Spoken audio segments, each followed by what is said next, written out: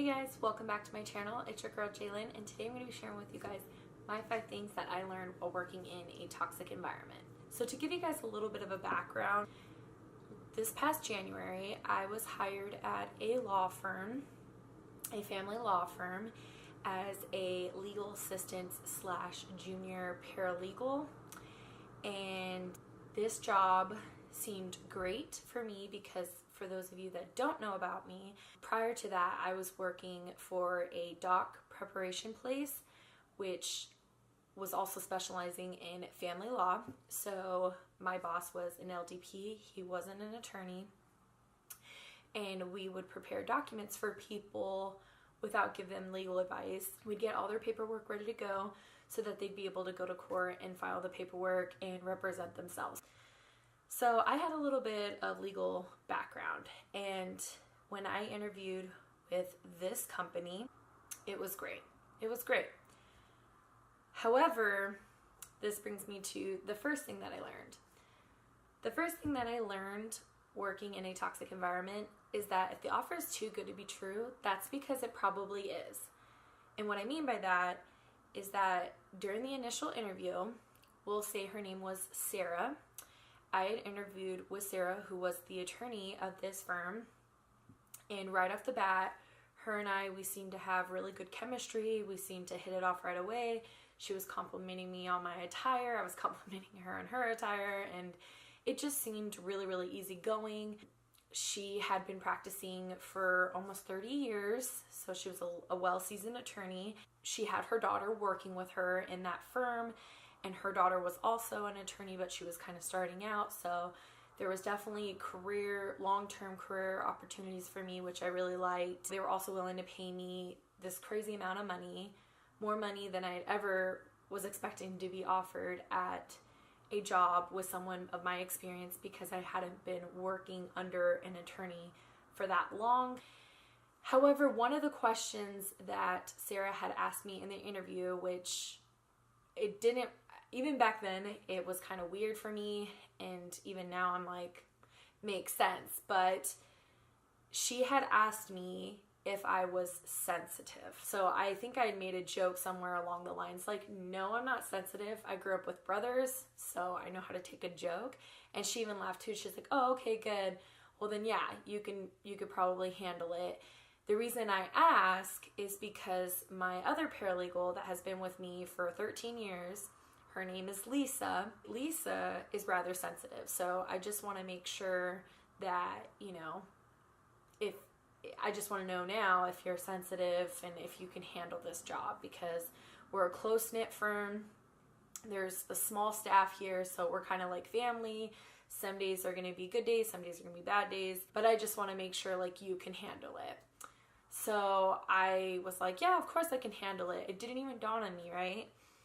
Because everything just seemed too good to be true.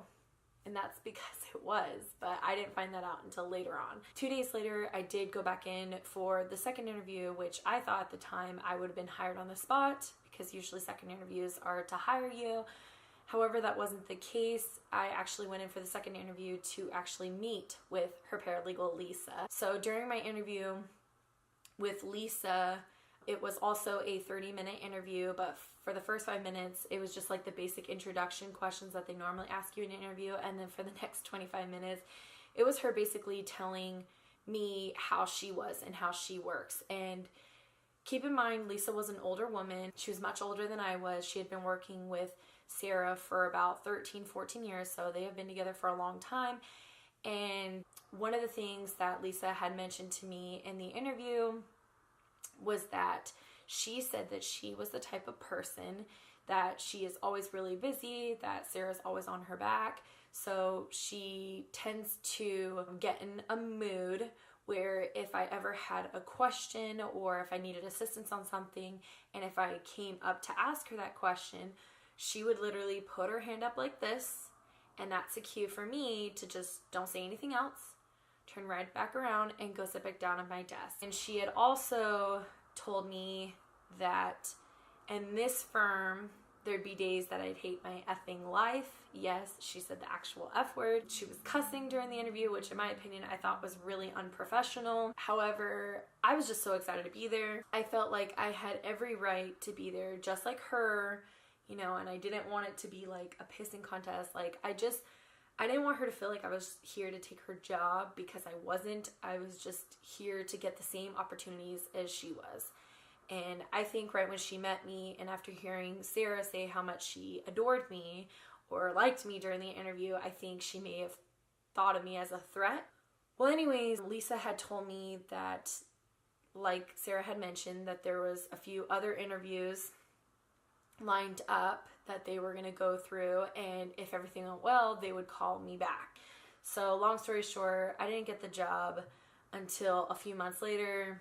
That's a whole nother story, but Sarah eventually reached out to me again in December and asked me if I was still looking for a job. She said that the previous 2 employees that they had gone through did not work out, so she wanted to know if I was still looking for a job, and if so, then I would be able to get the job right away. I had only been there for a few weeks, and at that time I was basically teaching myself how to do everything, because Lisa, she was supposed to be the one to train me. However, she was always too busy to assist me, and so prior to the interview I knew better to just mind my own business, so I would try my best to figure things out on my own. And one thing that I always had a hard time doing is filing. So for those of you that do work in law, you know that filing is basically where all the attorneys will give you either pleadings or correspondence or discovery or all these documents related to a specific case as they're working on it day in and day out, and it's your job to make sure that those specific documents are filed. And every day it was my job to have the filing completely done, or else I would get yelled at the very next day for not doing it. So to give you an idea of how crazy the filing was for me, I was working in this firm, and it was Sarah and her daughter. We'll name her Anna. And Sarah and Anna, they were both attorneys, right? So they were both working on cases, both producing documents, and also Lisa was producing documents. So my filing would tend to get out of control all the time. There'd be 2 bins right next to where my computer was for my inbox, and it would get filled up every day. And then I also had a little filing bin next to my desk where my job would be that any filing that didn't get done in those 2 bins would then have to be removed and sorted into the filing bin, which at a later time I would have to grab those papers and file those. And every day filing had to be done, right? Completely, or else I'd get yelled at. And I should also mention that they only gave me 1 hour a day to complete my filing, which was never ever enough time for anyone, in my opinion, to do all that filing. It was just too much, I feel like, to get all that filing done. Well, the filing would never get done, like I mentioned. In an hour, that's nearly not enough time to go through hundreds and hundreds of pages of filing and do the rest of my work. So I hated getting yelled at the following day. I hated getting yelled at or screamed at or treated poorly. So what I started to do is I would start staying late. I would start staying really late in the night by myself, sometimes until 8 o'clock p.m., just working on the filing. Well, one day I came into work and I came to my desk. I walked over to my desk, and I could tell that Lisa was in a very bad mood. She just seemed in a very bad mood, and she was making that noise a lot. And I looked over at my filing, and she was basically doing any leftover filing that I had the previous night, and she was just sorting it, and she just had a really bad attitude. And I tried to be really sweet, and I tried to tell her, thank you for doing my filing, I appreciate it, trying to butter her up, and she still was not having it. She was like, okay, well, we need to talk in the conference room ASAP. And during that meeting with her, it was basically 10 minutes of her telling me how the filing was out of control and that it was unacceptable. And I tried to tell her, well, that's because there's just so much filing, and within an hour, I just am not able to do all that filing, so I've been staying late. And she said, okay, well, first things first, do not stay late anymore. It's not that hard. Do filing every day. You have 1 hour. Figure out what works best for you. If, it's 30 minutes in the morning, 30 minutes in the afternoon, that's fine, but it needs to get done every day. So I started to follow what she said, and I stopped staying late. Filing still kept getting out of control, so I would stay late again and again. And this time, Sarah caught me, and she had asked me why I was staying late.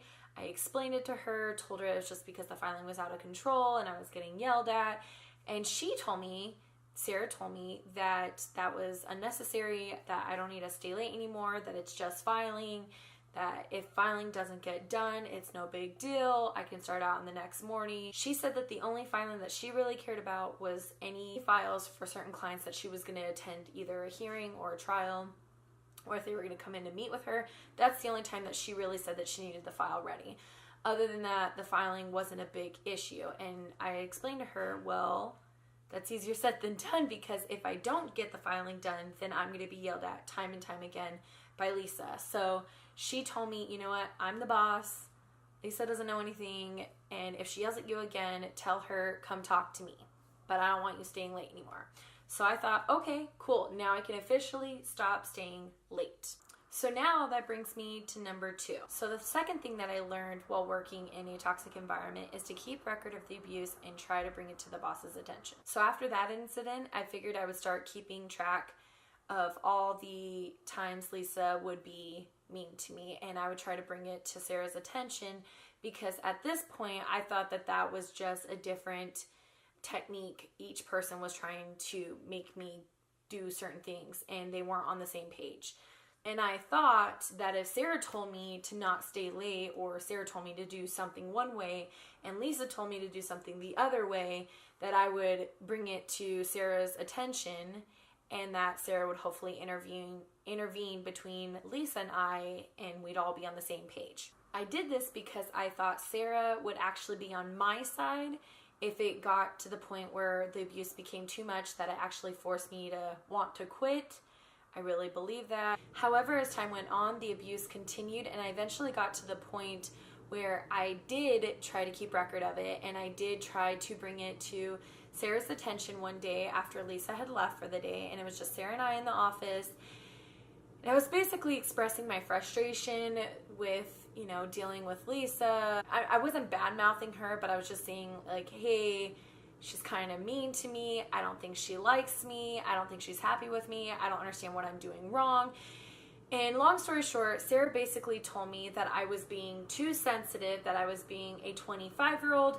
And she said, Jalen, the best advice I could ever give you is to know your job, be good at your job, and not make mistakes, and eventually Lisa will warm up to you.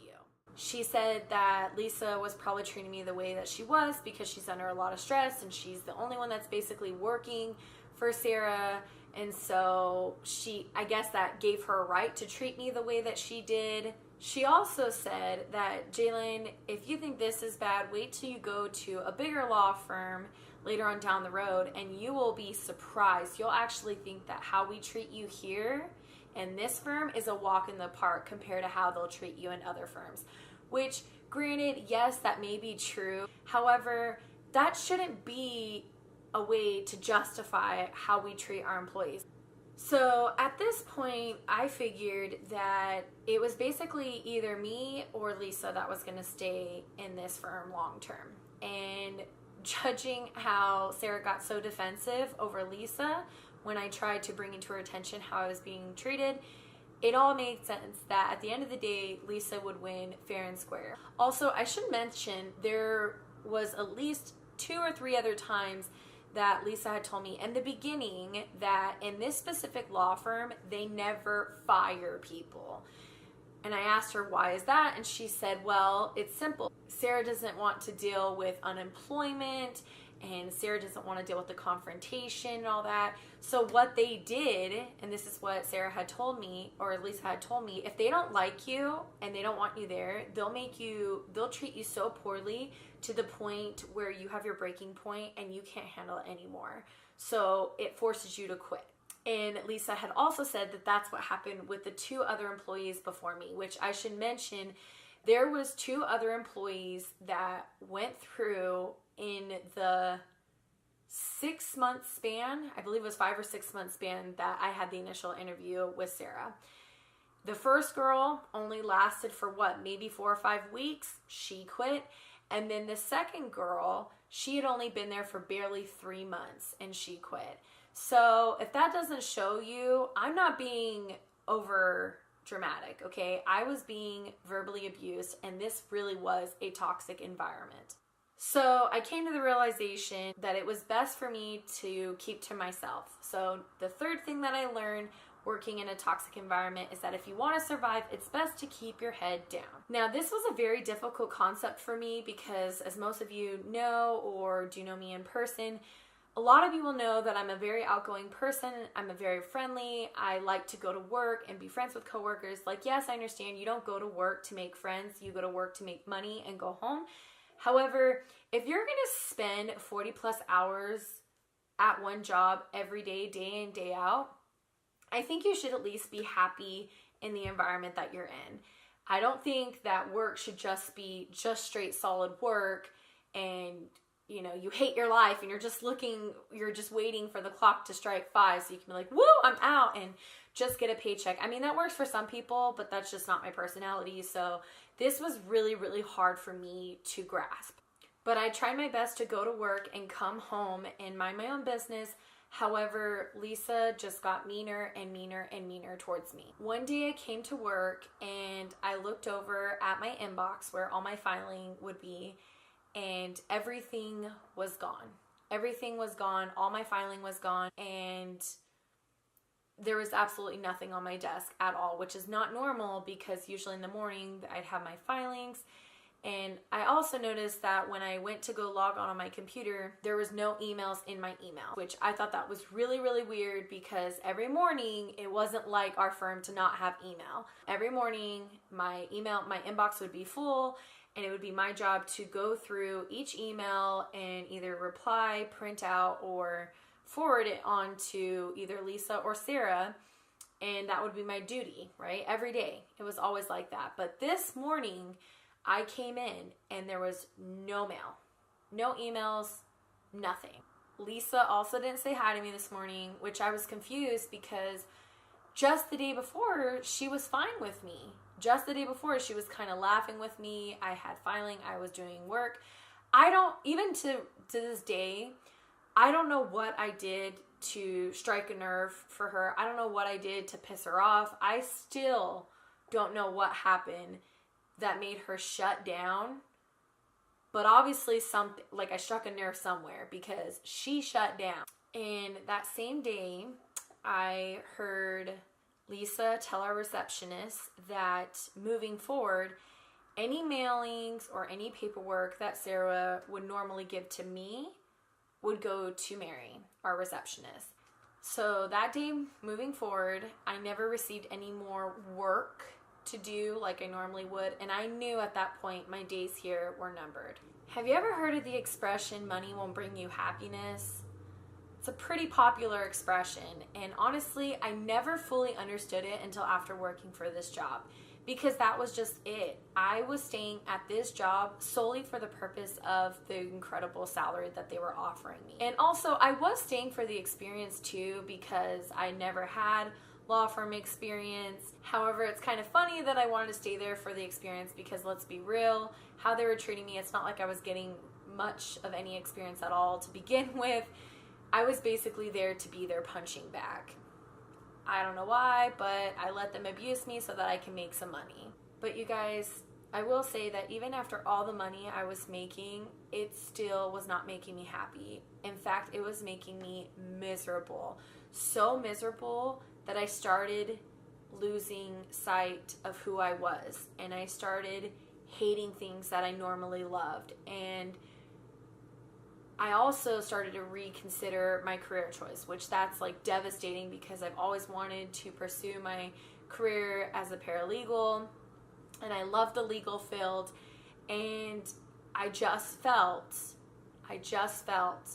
that if this is how it was going to be everywhere else, because that's where they had told me, that's what Sarah told me, that I'll think that how they treat me here is a walk in the park compared to how they'll treat me in other places. I just started to become very depressed, and in the worst possible way.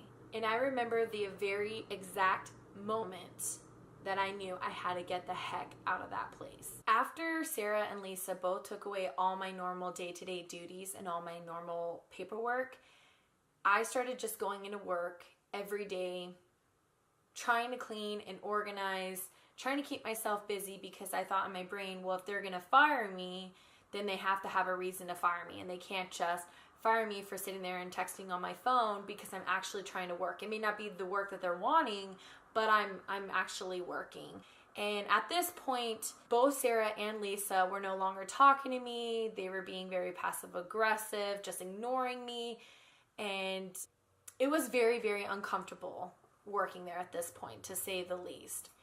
And one day I was working there and still just cleaning and organizing my desk like I normally would.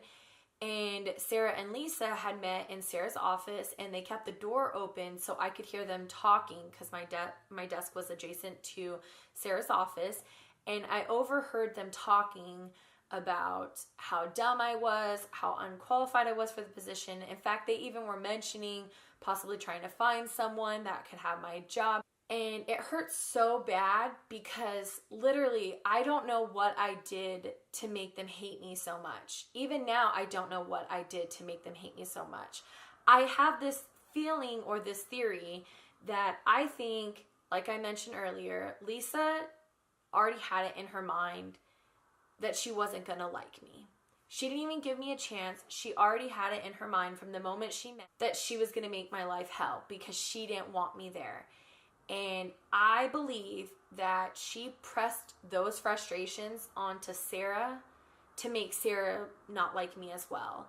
And when she did that, then any support that I had, or any of the people that I had on my side defending me, at the end of the day was gone. Because Sarah was not going to choose me. She would definitely choose Lisa over me any day because of the longevity that her and Lisa have built together. But it was okay, because at this point, I was just over it. I was so tired of crying. I was so done with coming to work every day and feeling like it was my fault. I was so done being treated like crap. I was just so done of crying, like so over crying over this job. I was just done. And I even remember this specific day because I had even texted my husband that I was going to quit. Even if I didn't have something else lined up, I would rather be poor and jobless than deal with their crap. All I wanted was to be happy again. That's all I cared about. And that brings me to number 5, the fifth and most important thing of this whole video. The fifth and final thing that I learned working in a toxic environment is to never ignore your intuition. A week later, I had an interview lined up with a different firm, and I had sent Lisa and Sarah an email asking them if they would be okay with me coming in a little bit late because I had an appointment. I didn't mention that I had an interview, obviously. And Lisa didn't write back to the email, but Sarah did. And Sarah said, yes, that's okay. However, I would really, really like to meet with you that day as well before you leave for the day. I just thought it was so weird that now they're reaching out to me. And I thought, oh, okay. Don't know why I thought this, but I thought, oh, well, maybe she's catching on that I'm looking for other job opportunities. And maybe now she's trying to reel me in. Like maybe she can tell that I'm trying to, up and leave this place, and she's like gonna beg me to stay. It was just weird because I had recalled that during the interview with Sarah, initially she had mentioned they don't do reviews because she's like, I just don't do that. I don't have the time for that. So I was like, okay, well, is this a review then? Because this is just weird. It just seemed really strange to me. So after the interview, which went really well, and I ended up getting the job, but during the review with Sarah, she basically had told me, she started off by saying that, Jalen, I just want you to know that I'm not firing you unless you want to quit, then that's completely up to you. However, this is more of a review. The first thing she'd asked me, she's like, so how do you think you're doing? How do you think you're doing? And I was like taken back.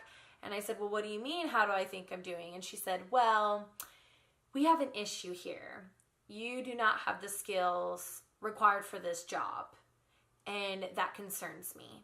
And I was confused, and we kind of talked back and forth, but I basically told her that I do have the skills and I do know how to do this job. However, you haven't given me the opportunity to show you that I know how to do this job, because no one has let me show you I know how to do this job. And this is what she said. She's like, oh, I know. We need to teach you better. We need to train you better. However, some people are just territorial, because she was talking about Lisa.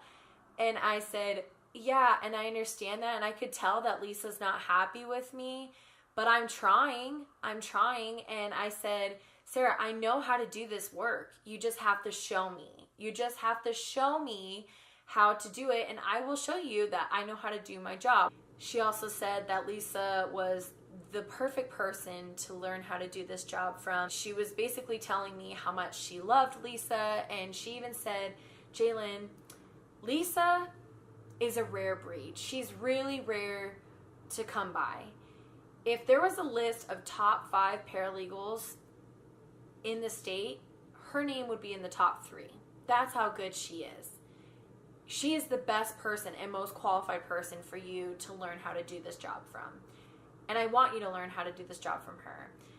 Now, once again, I had already had a job lined up at this point that I didn't know about yet, but I already had another job lined up, or I was hoping that I had another job lined up. And so honestly, I took what she said to me with a grain of salt at this point, because I was already either going to get a new job with this new firm that I just interviewed at, or I was going to quit, because there was no way that I was going to stay one more minute in this hellhole. The one thing that Sarah also asked me during this review, which sometimes I wish I didn't lie,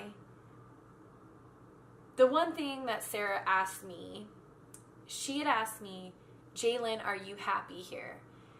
And I lied, and I said, yes, of course I'm happy. Are you happy? And I wish that I told her the truth.